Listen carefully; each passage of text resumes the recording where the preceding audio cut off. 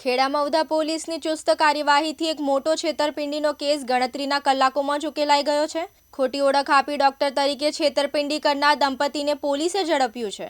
આરોપીઓ પાસેથી રોકડ રકમ અને અલ્ટો કાર સહિત ₹2,50,000નો મુદ્દામાલ કબજે કરવામાં આવ્યો છે।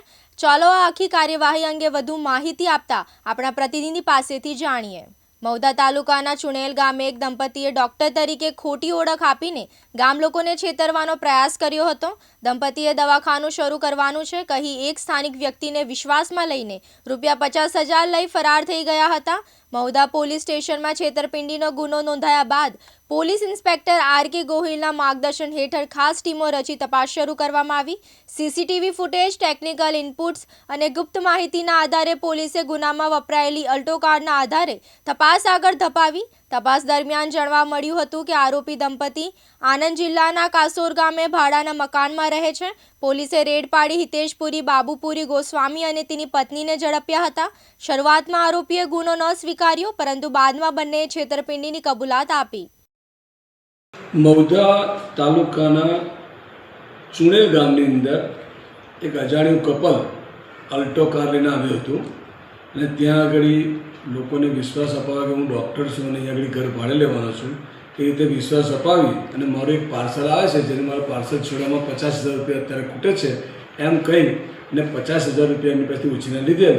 ત્યારબાદ એ ત્યાંથી ગુમ થઈ ગયેલ અને ક્યારેય ગામ પર પછી આવેલ એમ ₹50,000 વિશ્વાસમાં લઈને વિશ્વાસઘાત કરેલ છે। એ બાબતનો ગુનો મવદા પોલીસ સ્ટેશનમાં 618/25 BNS કલમ 318(4), 319(2) અને 54 મુજબ રજીસ્ટર થયેલો। એ કામે ટેકનિકલ સર્વેલન્સ કારની વિગતની માહિતી મેળવી અને મવદા પોલીસના PI ગોયલ સાહેબે ગુનાને ડિટેક્ટ કરેલ છે અને આરોપી હિતેશપુરી, બાબુપુરી ગોસ્વામી અને એના પત્ની દક્ષાબેન ગોસ્વામી બંને જે મૂળ રહેવાસી રખિયાણાના છે, અમદાવાદ જિલ્લો માડલ પાસે, પરંતુ હાલમાં કાસોર ગામ સોજિત્રા પાસે રહે છે, એમને પકડેલ છે અને એમની પાસેથી મુદ્દામાલ કવર કરેલ છે। એમના ગુનાહિત ઇતિહાસમાં આ રીતે લોકોએ ઘણી બધી જગ્યાએ છેતરપિંડી કરી છે। કદાચ 50 કરતાં પણ વધારે જગ્યાઓએ એ લોકોએ નાના મોટા રકમ આ રીતે લીધેલ છે અને છેતરપિંડી કરીને પૈસા મેળવેલ છે। એ બાબતે તપાસ ચાલુ છે। જ્યાં પણ ગુનો દાખલ થયેલો છે, રજીસ્ટર થયેલો છે, ત્યાં આરોપીની જાણ કરવામાં આવશે અને આગળની કાર્યવાહી ચાલુ।